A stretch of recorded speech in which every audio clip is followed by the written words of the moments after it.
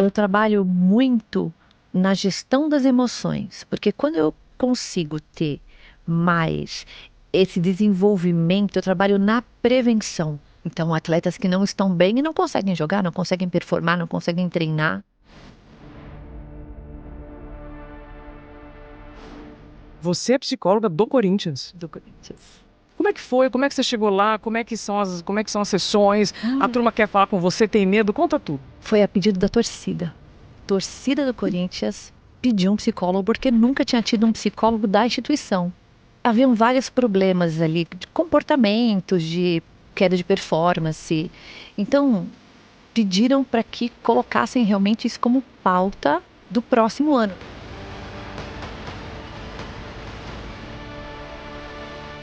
Posso dizer que no passado, para um jogador ser bom de bola, ele tinha que ter habilidades técnicas. E agora, as habilidades emocionais são tão importantes quanto as técnicas? O futebol mudou muito. E um dos fatores que eu vejo são as redes sociais, se a gente olhar para a parte emocional. Com as redes sociais, a exposição é muito maior. Então, uma falha de um atleta viraliza. Um gol que ele falha, que faz um gol contra, ou que perde um pênalti, isso afeta ele de uma maneira exponencial. Assim como nós, a gente vive de títulos, a gente vive de resultado. E por vivermos disso que a gente precisa fazer a gestão das nossas emoções. Não é opção mais. É necessidade. Porque uma hora a mente quebra. Eu não sei qual é o time que você torce, mas eu gostaria que neste momento você abrisse mão das suas crenças, do seu time do coração e abrisse o coração de fato para essa entrevista aqui no Interioriza, que eu tenho certeza que vai mudar o seu ponto de vista sobre muitas coisas relacionadas à saúde mental. Eu tenho um time que eu gosto muito e admiro muitos times. Assim como também vejo comportamentos de pessoas em certos times que eu já sei que, opa, não é esse caminho. Então a gente tem que jogar luz para aqueles times de futebol, para aquelas corporações, para aquelas pessoas que estão nesse mesmo trabalho de educação e saúde mental. E está aqui na minha frente uma psicóloga que há 30 anos trabalha com a saúde mental de jogadores, atletas e nos últimos anos, está diante do Corinthians. Anaí Couto, seja bem-vinda. Obrigada. Muito obrigada. Ó, preto e branco, gente. Não é? Coincidência. Nesse momento, a turma do Corinthians vai dizer: salve o Corinthians. Gente, então assim, de novo, tira a questão do time que você gosta ou não gosta. Agora nós vamos falar sobre saúde mental e o quanto é importante nós termos uma figura feminina. Me belisca se eu não tô sonhando. Belisca. Não, verdade, belisca. verdade. Belisca. Verdade. Você é psicóloga do Corinthians. Do Corinthians. Como é que foi? Como é que você chegou lá? Como é que são as sessões? A turma quer falar com você, tem medo? Conta tudo. Ai, que delícia. Obrigada, viu? Que delícia. Tô falar muito feliz disso. em você estar aqui. Ai, eu que tô poder falar sobre isso e contar um pouquinho de como que é no nosso dia a dia. Né? O quanto que a gente chega num lugar onde as pessoas imaginam que só existem heróis. Então, os ídolos, as pessoas famosas, saradas, que ganham muito. Como que é a saúde mental dessas pessoas, né? Como é a saúde mental dos jogadores? Eu costumo falar que é um pedacinho da sociedade. Que é? Então, que tudo que tem lá, para fora do muro, tem dentro do muro também. Então, são pessoas como a gente. Né?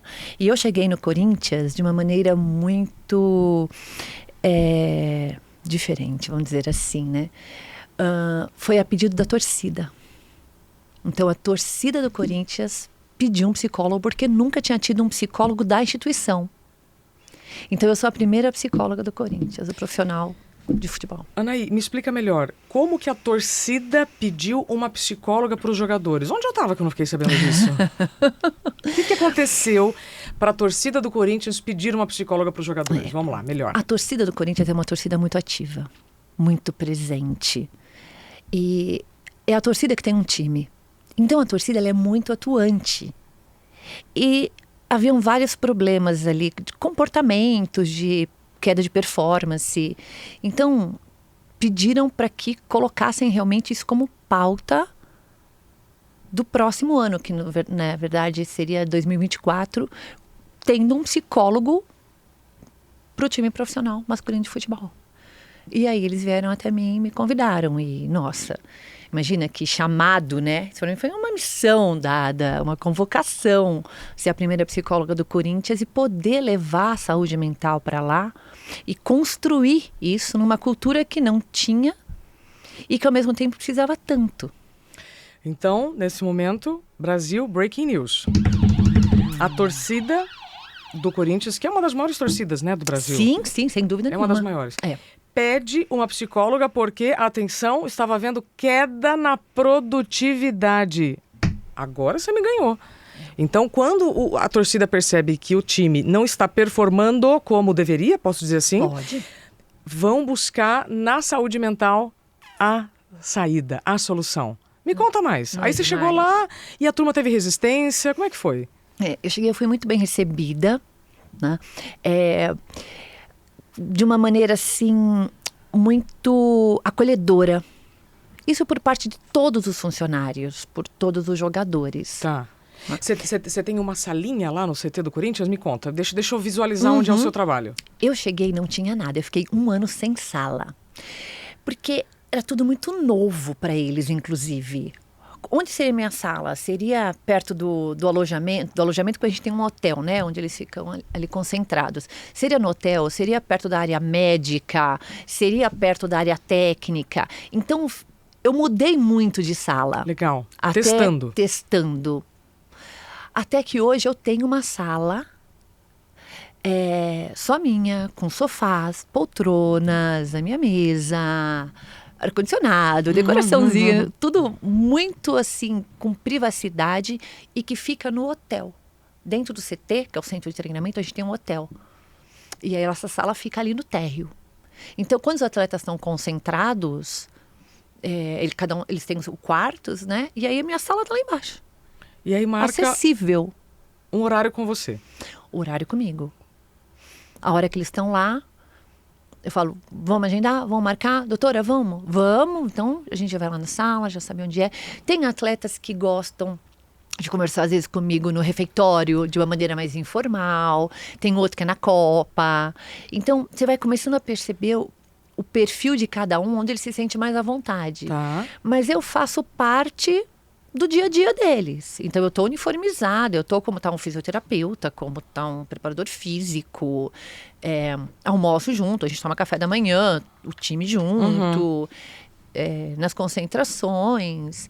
Então, é um membro presente, quase que diariamente, né? Porque eles viajam, eu não preciso ir. Não sei que alguém peça para eu ir ou eu veja a necessidade de estar junto com o time. Já aconteceu? Já teve que fazer viagens? Já. Se precisa, eu falo, nessa tudo bem eu ir? Claro, tudo bem, vamos. Tá, quando é o quê? Um título, um jogo muito importante? Qual é uma situação que você é acionada, tipo, Anaí, vamos com a gente? Quando eu vejo que algum atleta está precisando mais de que eu esteja por perto. Tá. Para que ele... Não, vamos lá. Para que ele se sinta mais seguro, ou porque a gente está em um acompanhamento mais presencial, assim. Agora, tem casos que eles viajam, eu atendo online. Entendi. Eu tô com muita curiosidade em visualizar o trabalho da psicóloga, né, da Anaí, dentro do Corinthians, porque nós estamos falando de um grupo masculino, muito machista, e que tende a não reconhecer a necessidade da saúde mental. Então, para mim, é uma dupla vitória ver você aqui no Interioriza, né, como uma mulher, psicóloga atuante há mais de 30 anos, neste time que forma muita opinião. Muito. Então, são pessoas formadoras de opinião, né, todos que estão aqui acompanhando. Então, veja, a Anaí entrou como reforço do Corinthians. E reforço para o time masculino.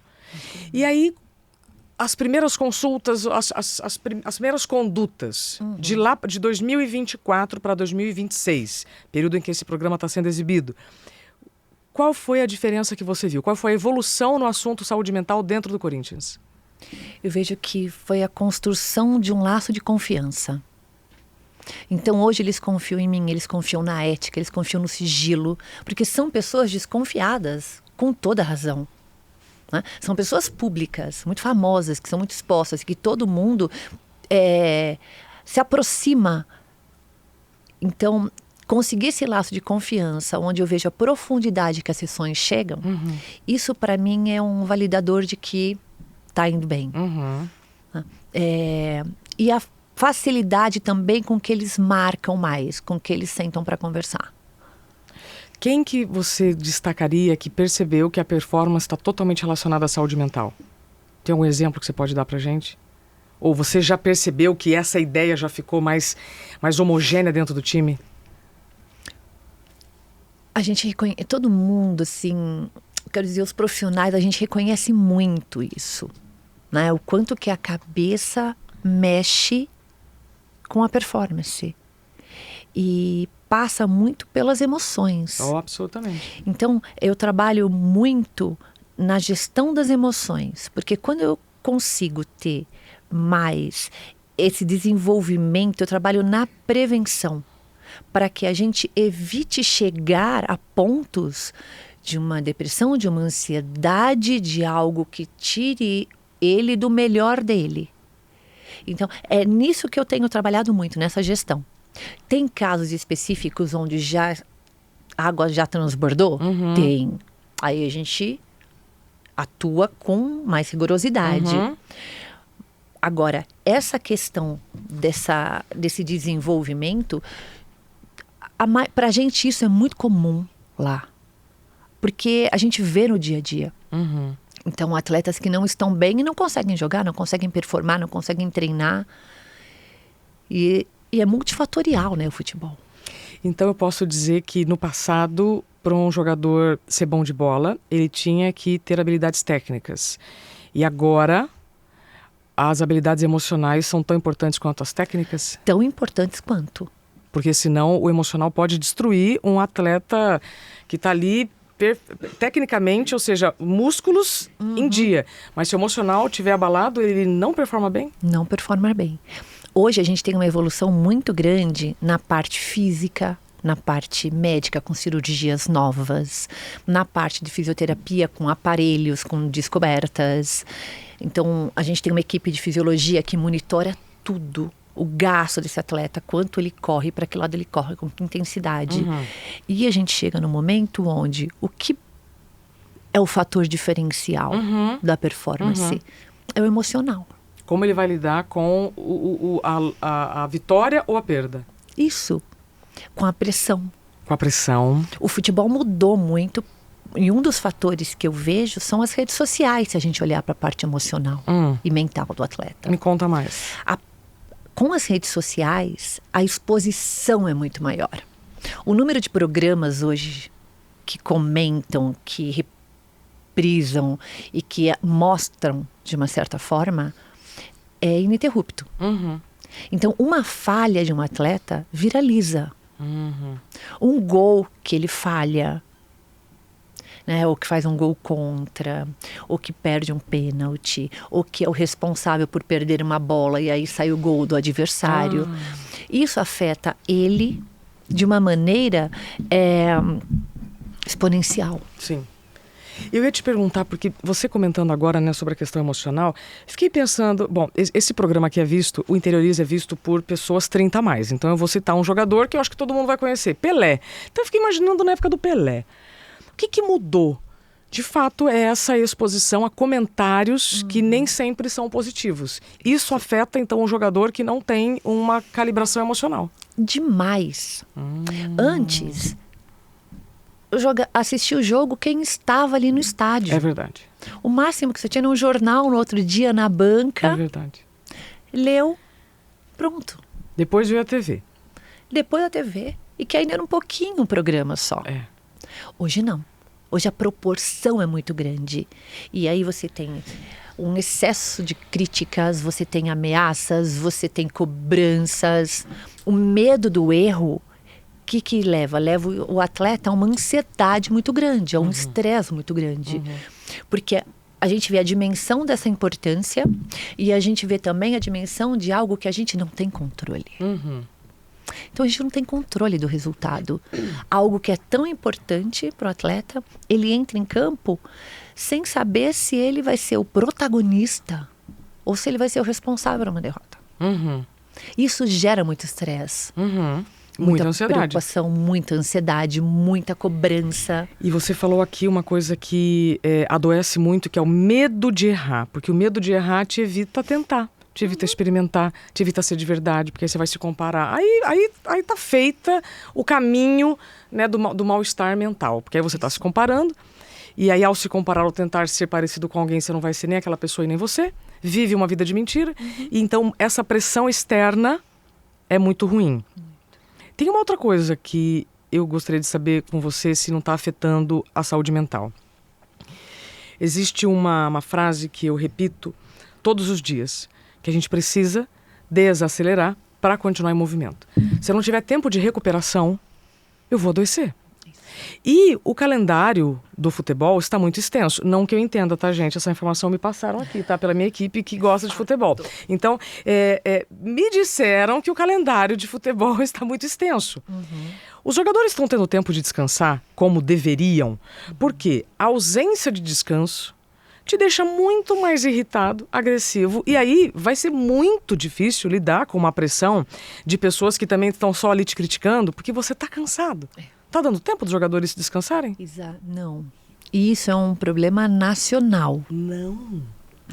A gente tem micros descansos, vamos dizer assim. Me dá um exemplo.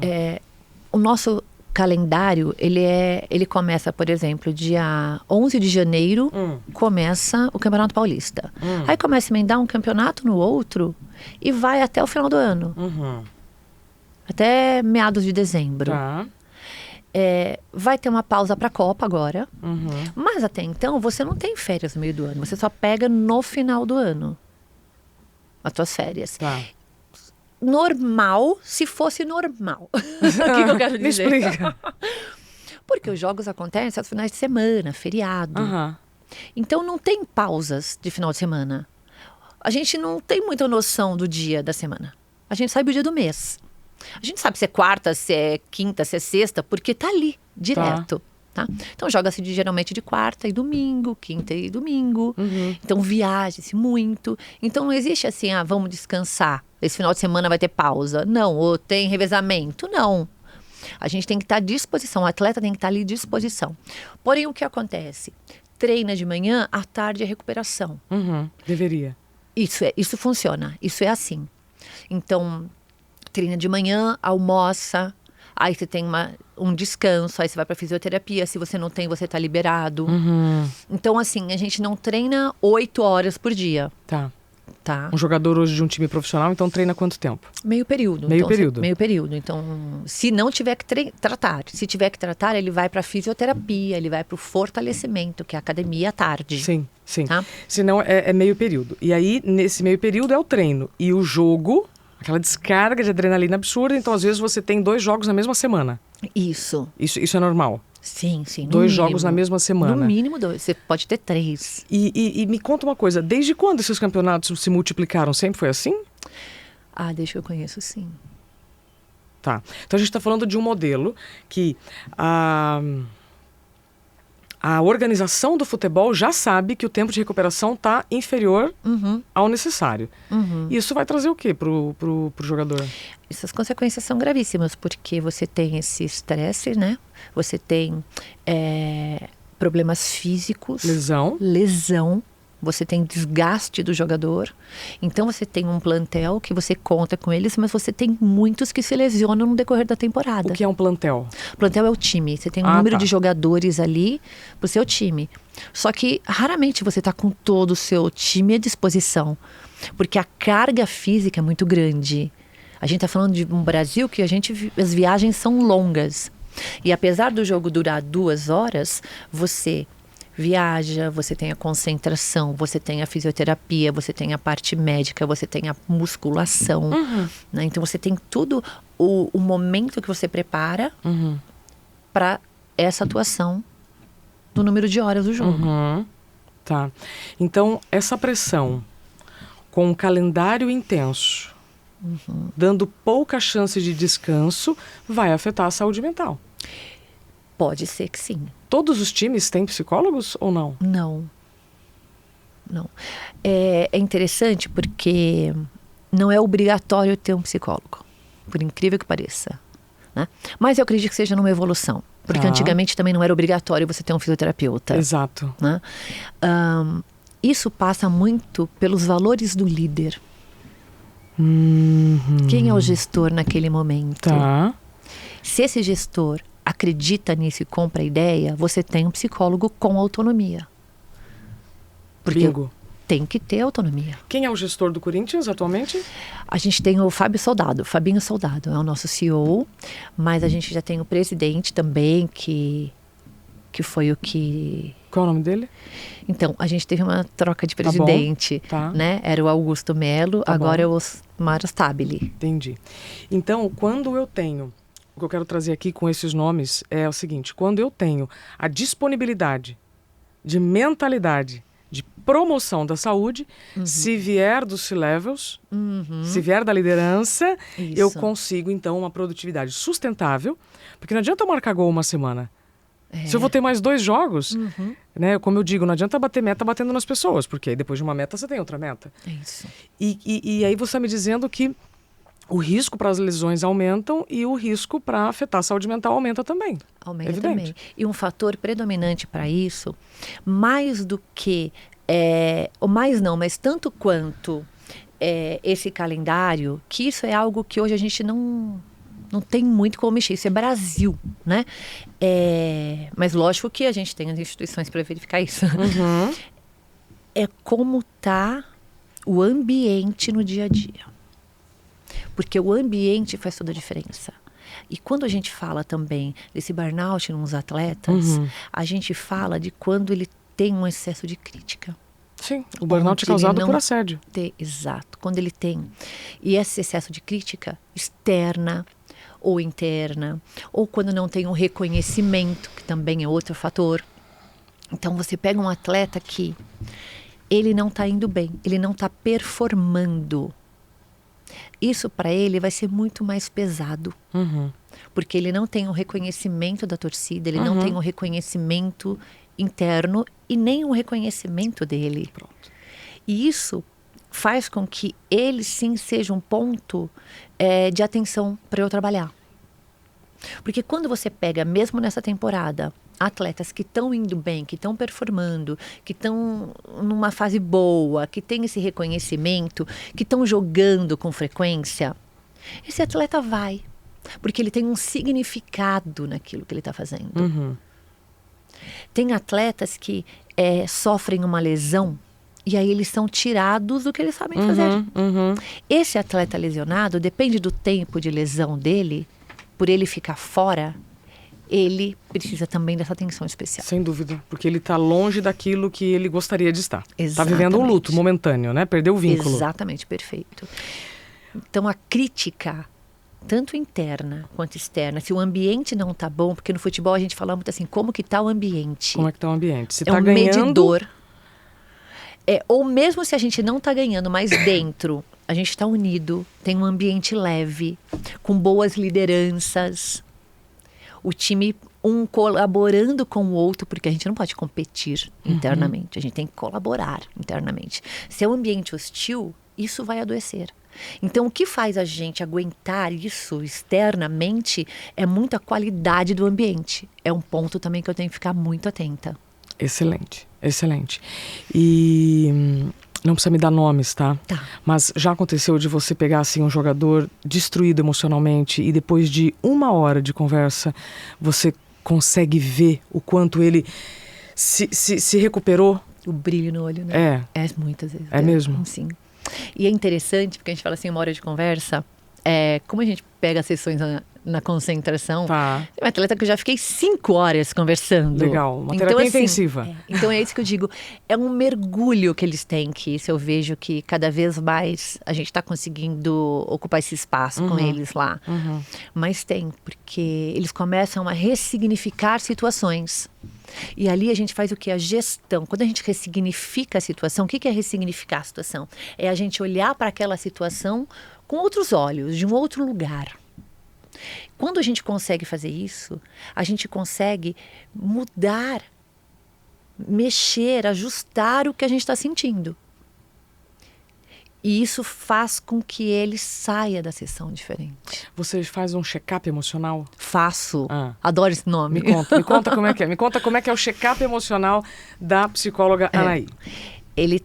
Esse check-up, ele tá sendo, assim, ele tá em construção. Perfeito. Porque eu não tenho usado o teste, porque senão é mais uma testagem, mais uma prova, uma avaliação. E muitos não são ali do papel, da compreensão, nada disso. Então eu coloco na minha anamnese. Tá. Então eu faço essa anamnese de 3 horas com eles, onde eu levanto o histórico dele, faço a anamnese emocional e mental da família dele, casos do pai, da mãe, do avô, da avó, da esposa que ele convive, né? Dos filhos. Então, além de eu investigar toda essa questão do dia a dia, da história, tanto do profissional quanto da vida, eu até acabo indo mais para a vida, sabe? Para ver. Eu faço essa árvore genealógica das questões mentais. E aí eu faço os ajustes nos momentos que ele teve mais pressão, onde gerou mais medo, mais insegurança, experiências ruins dentro de campo, pontos fortalecedores. Então, quais as habilidades emocionais que ele usou na vida que ajudaram ele chegar onde ele chegou, onde ele está. Então, eu resgato com ele também essa força interna que ele tem. Perfeito. Porque foi com isso que ele chegou. Perfeito. Eu me lembro que nós nos conectamos porque eu e minha equipe nós decidimos divulgar a Salinha da Saúde Mental, que saiu, né? A Salinha da Saúde Mental no Corinthians. E, para minha surpresa, a Anaí respondeu, né, essa mensagem. E eu fiquei mais feliz ainda. Porque quando o assunto saúde mental entra nesses ambientes extremamente masculinos e que tem muita resistência ao assunto, isso mostra que a cultura está mudando. Isso. Né? Ao mesmo tempo em que eu fico muito triste em ouvir falas de pessoas atribuindo a cores de camisa, né?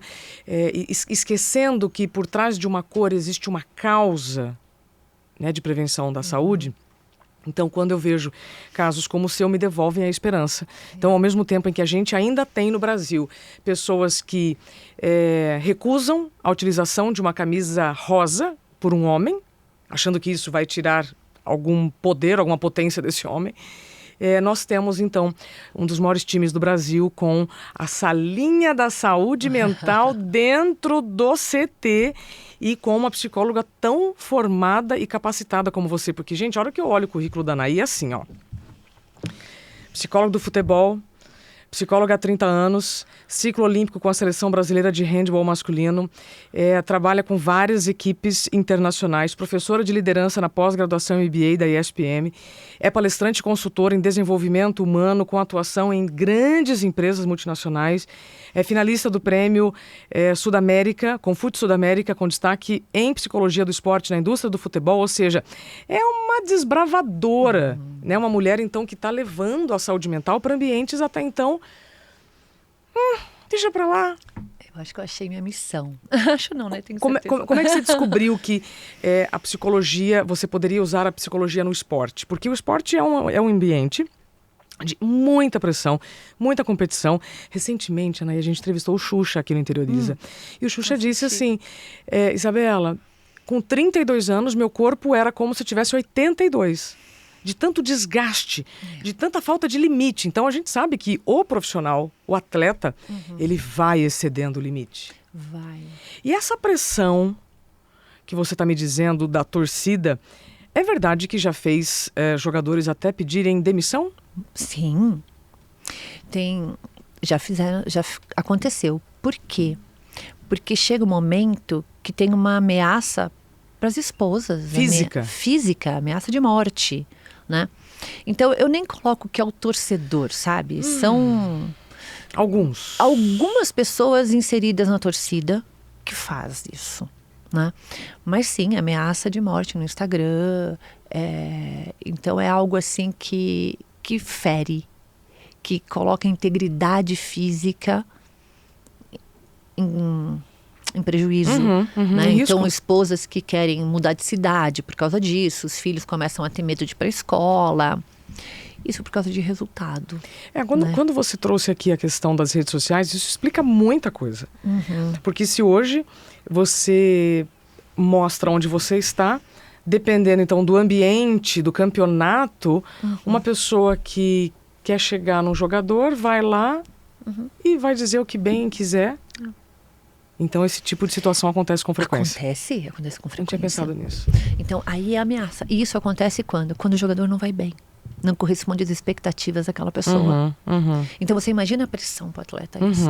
Se eu for o culpado ou responsável por perder, né? E o atleta, ele é reconhecido, validado, inclusive a gente também, como profissional desse meio, somos medidos por resultado, por vitória ou derrota. Então tem uma imagem que eu vi no Instagram, agora na final da Libertadores, que o Flamengo, no ônibus, no carro de bombeiro, todo mundo atrás daquela cena, e um jogador do Palmeiras saindo a pé, indo para casa dele, do CT. Então você vê que eles estavam na final, um gol faz você ser herói ou faz você ser vilão. É muito tênue isso. Você ser um profissional que você é avaliado por isso. Né? Então, cuidar dessa mente, dessas emoções, o atleta saber olhar para ele, ver quem ele é e não quem estão falando que ele é algo muito importante para que ele tenha essa consciência. Ele não é o melhor do mundo porque ganhou, ele não é o pior do mundo porque perdeu, mas ele tem muito a consciência do que está sob o controle dele. O que disso você ensina dentro das salas de aulas para líderes? Qual é a relação do que acontece dentro do campo com o que acontece dentro dos escritórios, dentro desse sistema também de meritocracia e metas que, se você não alcança, você é descartado? Minhas aulas de liderança são 8 aulas numa pós-graduação, né? Tem uma só de saúde mental. E eu levo sempre a performance. Porque quando a gente fala de liderança, a gente fala de resultado. Porque se não tem resultado, não teve liderança. Né? Então você está atrelado a ter resultado. Agora, como você reconhece e como você valida? Então é só porque bateu a meta? Né? Não. Mas sim o comportamento, as atitudes, o comprometimento que essa pessoa teve. Então, avalia a postura, a dedicação, o esforço, o empenho, a entrega, a evolução. E não simplesmente o resultado. Mas isso é raro, né, Anaí? Isso é raro. Isso é raríssimo. Então aqui nós duas, né? Não, o mundo ideal. Não, esse é o mundo ideal. É o mundo ideal. Que o reconhecimento não seja só por números, mas que seja pela honra, pela entrega, né? Ou seja, por toda a jornada. Agora é interessante porque você vê muitos times de futebol que perdem, mas que eles são aplaudidos pela torcida. Por quê? Porque a torcida reconheceu esse comportamento. Que legal. Então você pega a torcida do Corinthians, ela aplaude um carrinho, ela aplaude uma jogada. O que é carrinho? Carrinho é quando o jogador toca a bola, o outro chega e pega na bola assim por baixo. Entendi. Já sei que isso vai ser meme. Isabela não sabe o que é carrinho, não sei mesmo. Eu sei o que é carrinho de bebê, eu sei o que é carrinho de supermercado, mas eu não sei o que é carrinho de futebol. Pronto, quem não sabia também agora já está sabendo. Eu que trouxe uma linguagem. Tá, então aplaude quando acontece um carrinho. Isso, né? Por quê? Porque isso mostra que o jogador tá com garra, tá comprometido, ele tá tirando a bola, ele tá se esforçando. Tá. Então, a torcida do Corinthians, ela aplaude o comportamento, ela quer ver o jogador com garra, se dedicando, honrando a camisa. Isso é um exemplo para os executivos. Você olhar para o teu time e reconhecer o que está sob controle dele, que é o que eu trabalho muito com o atleta. Como que eu trabalho para o atleta entrar com mais autoconfiança, com menos ansiedade? Foca no que está sob o seu controle. Porque o que a gente não controla, não tem como a gente gastar essa energia. O que você controla? Eu controlo a minha entrega, que eu vou correr, que eu vou marcar, que eu vou me posicionar bem. Então foca nisso. Porque eu vou chegar em toda a bola, isso é o que eu vou assim suar, me entregar, sabe? E isso é comportamento. Que eu acredito que o líder precisa focar nisso. Então, é chegar no vestiário depois e aplaudir se teve um comportamento. Porque o resultado ele é multifatorial. Aham. O comportamento a gente controla. Aham.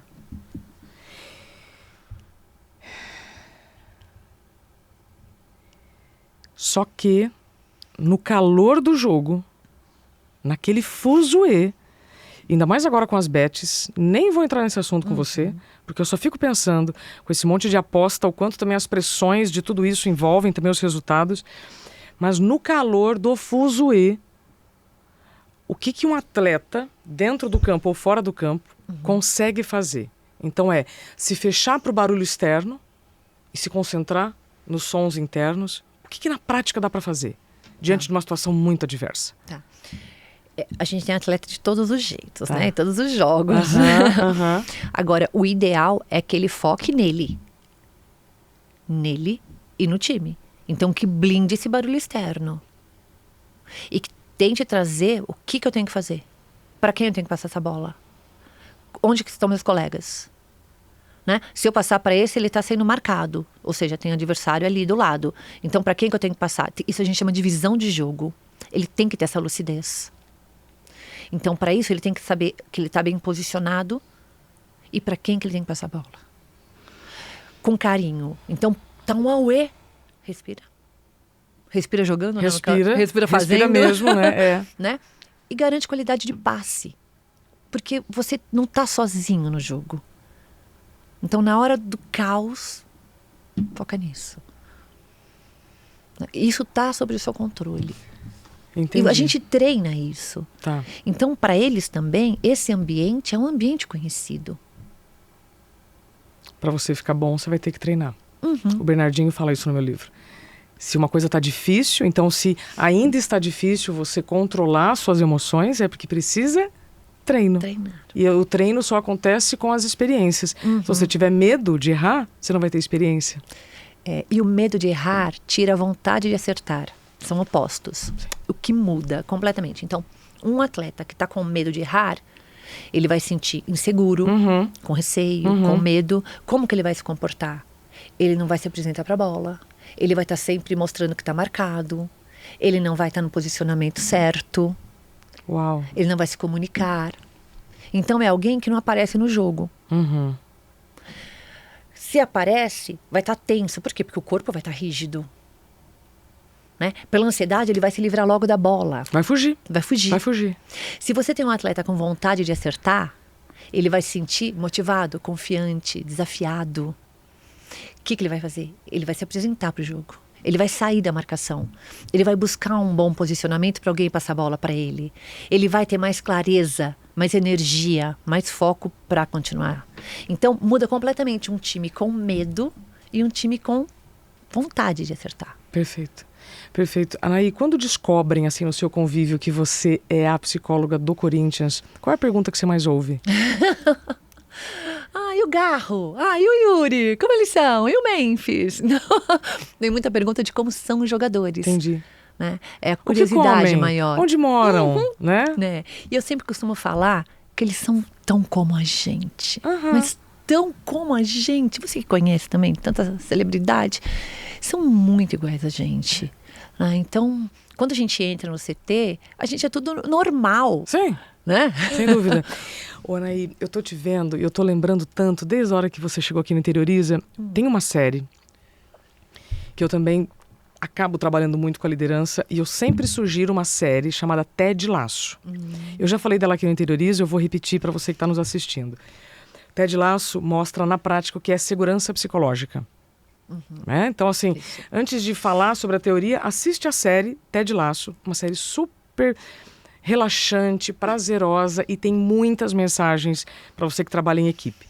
E o Ted, que é um treinador, ele muda de país, ele muda o tipo do futebol, ele chega completamente desacreditado no time, o time totalmente clima ruim, desorganizado, e aos poucos ele vai construindo a segurança psicológica, ele vai deixando aquele ambiente mais seguro para que as falas sejam ouvidas, e aí um vai tendo também mais confiança no outro.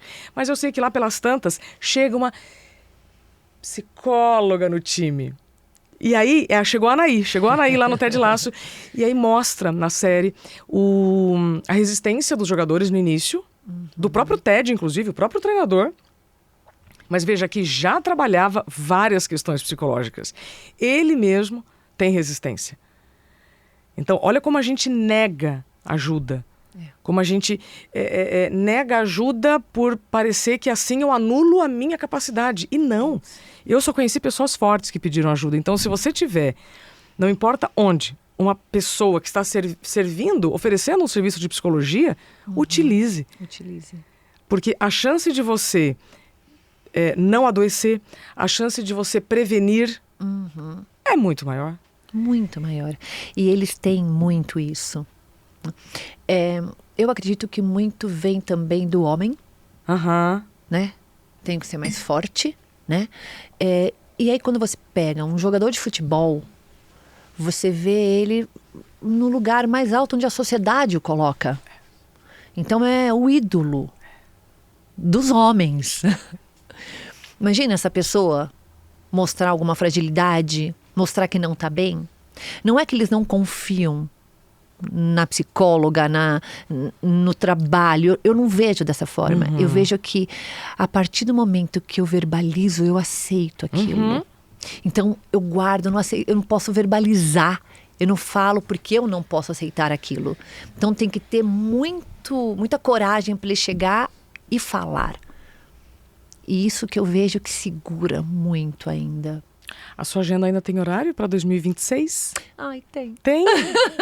Viu? Então, é isso. Nós temos que valorizar e reconhecer as organizações, os times, os contextos que estão trazendo a saúde mental como parte do resultado. Então, vocês estão diante, Brasil, da Anaí Couto, que é a psicóloga do Corinthians. E eu tenho certeza que o seu trabalho e o que acontecer dentro do Corinthians vai inspirar outros times, vai inspirar outras empresas. Né? Eu ganhei aqui, gente, uma caixa tão fofinha da Anaí. Olha só, aqui a caixa do Corinthians, né? Então tem caderno, um bottom, um chaveiro e aqui um recadinho muito carinhoso da Anaí. Te agradeço demais. Tô te devendo a camisa. Eu vou ver para quem que eu vou dar essa caixa, tá? Se eu vou sortear, né? Para quem assistiu, interioriza ou não. Depois nós vamos pensar nisso. Anaí, para a gente encerrar. Eu estive aqui com a psicóloga que acompanhou a Rebeca Andrade muitos anos. Perfeito. E todas as psicólogas que passam por aqui, que estiveram com atletas, deixam sempre essa mensagem de que, olha, não tem nada de errado você querer um troféu, você querer um reconhecimento. Mas as habilidades emocionais são tão importantes quanto as técnicas. Eu queria muito que você, então, finalizasse essa edição do Interioriza com essa mensagem do quanto nós buscarmos apoio emocional vai nos ajudar a alcançar os nossos objetivos profissionais. Ótimo. O que eu penso, até por quererem muito, precisarem, viverem atrás desse troféu, desse título, é por isso, além do ideal de vida, que você busque a ajuda. Para que você treine as suas emoções. Porque performance não é excesso, não é exagero. Performance é o equilíbrio de vários pilares. E um deles é o manejo das emoções, é o manejo do estresse, é a forma como você vai lidar com isso. Então, você saber acelerar é tão importante quanto você saber também a hora de você reduzir. Então, para quem tem esse desejo, esse sonho, assim como nós, a gente vive de títulos, a gente vive de resultado. E por vivermos disso que a gente precisa fazer a gestão das nossas emoções. Não é opção mais. É necessidade. Porque uma hora a mente quebra. Assim como quebra um joelho, um tornozelo, a mente também quebra. E a gente precisa trabalhar na prevenção. E como que a gente previne? Fazendo a gestão das emoções. Então, para mim, não tem performance sem essa gestão emocional. uma hora vai dar ruim. A gente precisa fazer. Não tem performance sem saúde mental. Não tem performance sem saúde mental. Você sabe que nas minhas palestras eu sempre dou o exemplo do Chico Anísio, uma das mentes mais criativas do nosso Brasil. Ele lidava com a depressão publicamente, e mostro o Padre Fábio e o Padre Marcelo. E aí eu sempre finalizo: se um padre não puder ter depressão, um jogador de futebol não pode se afastar por uma lesão no joelho. É isso. Por que uma lesão no corpo, uma lesão física, tem mais dignidade, mais respeito do que um problema relacionado à saúde mental? Então, por isso que quando eu te vejo, eu estou diante de uma porta-voz que está mudando a cultura da saúde mental no Brasil. Então, muito obrigada. Ai, eu que agradeço. Muito obrigada. Espero te encontrar em breve, que a gente possa somar forças, né, para avançar com esse assunto. Você... e antes, quem quiser continuar seguindo você, qual é a página? Instagram, anaicouto.psico. Pronto. E nos jogos você tá aqui em São Paulo, às vezes? A maioria. Depende, né?